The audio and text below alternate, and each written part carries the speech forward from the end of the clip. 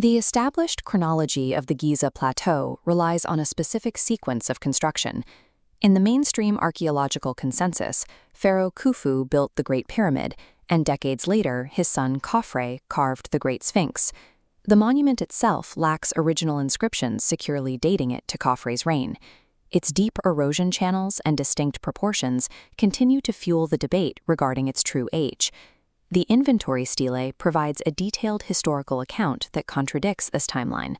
The text claims Pharaoh Khufu discovered the Sphinx and a nearby temple already in a state of decay, subsequently repairing the monument based on even older records. Because this account places the Sphinx before Khafre, mainstream Egyptologists categorize the stele as a forgery. They classify it as a pious fraud, likely created by late-period priests to give their temple a prestigious, though artificial, ancient history.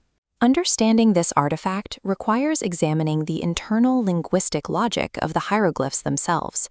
The case for forgery rests on a set of assumed historical anachronisms. Critics argue the text includes details and names that appeared only centuries after Khufu's death. Linguistically, the stele mentions deities like Isis and Osiris, whose prominent cults are often dated to later periods. It uses the name Harun for the Sphinx, a Canaanite title associated with the New Kingdom. Topographical objections focus on the Temple of Isis. The stele claims Khufu built a temple that today sits directly atop a mastaba tomb belonging to his son, an architectural impossibility in the Old Kingdom. Rigorous epigraphic reanalysis identifies these supposed errors as modern mistranslations and standard scribal updates. A later scribe copying an ancient record involves distinct linguistic mechanics when compared to a total historical invention. We can examine these objections starting with the title of Khufu's wife, Henutsen. Critics cite the title princess as an anachronistic error, assuming the scribe used the wrong terminology for a queen. This overlooks the grammatical rule of honorific transposition. Scribes placed signs for royalty or gods at the front of a grouping out of respect, regardless of phonetic order. While written sedge duck loaf, the rule requires us to read the symbols as duck loaf sedge. This spells Zot Nesu, accurately translating to royal daughter or princess. This exact phrasing was a standard Old Kingdom convention used in the Second and Fourth Dynasties. The title is a precise Old Kingdom convention that aligns with archaeological precedent, neutralizing the academic objection.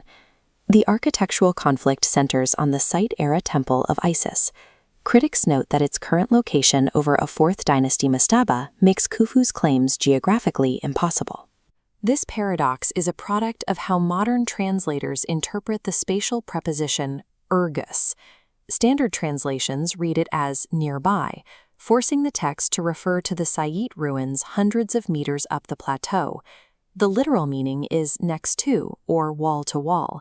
This precise translation places Khufu's discovery at the site currently known as the Valley Temple. The text describes structures directly adjacent to the Sphinx, not the uphill mastabas. Once modern translation biases are removed, the stele's geographical layout becomes perfectly coherent. Critics describe the seemingly illogical use of certain epithets as proof of forgery. Specifically, they point to the phrase mistress of the pyramid appearing as a repetitive geographical label. The error is identified by comparing the cup hieroglyph W10 in two different sectors of the stele.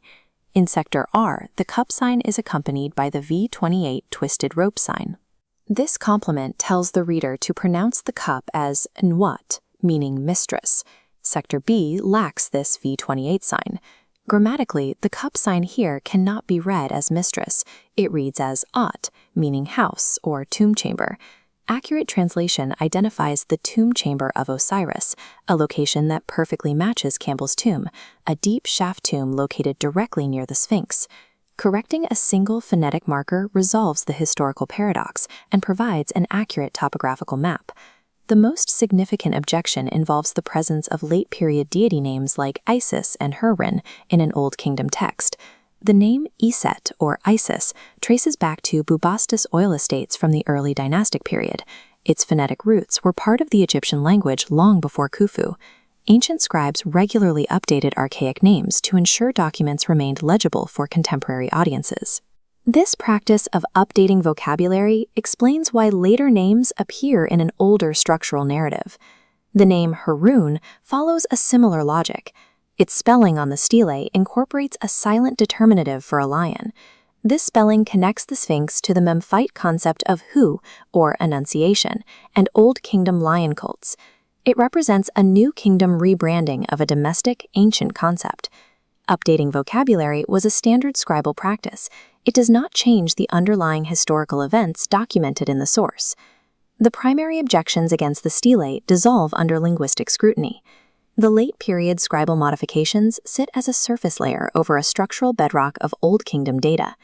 Dismissing a historical account because of identifiable scribal updates ignores the established reality of how ancient records were preserved and transmitted. The pious fraud theory requires an unlikely level of linguistic and topographical engineering by later priests. A generational copy updated over time is a much simpler explanation that accounts for all the data.